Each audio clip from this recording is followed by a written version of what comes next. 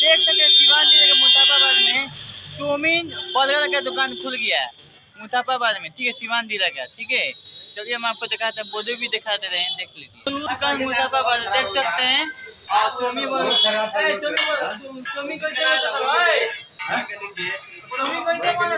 भाई 30 का प्लेट बची बा।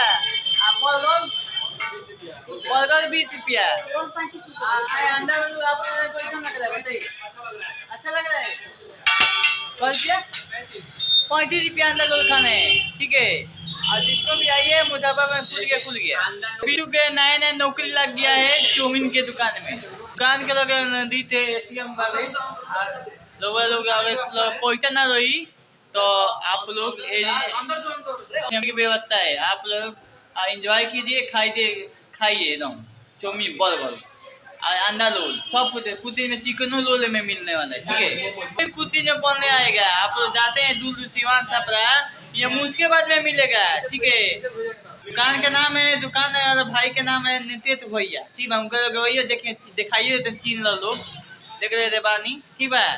तो ध्यान से चीन ली लो, ठीक है। ऐसे आई लोग बिरयानियों मिली, सब मिली, अंदर मिली। कुछ दिन के बाद अब 1 महीने के बाद बिरयानी में मिली खाई के एकदम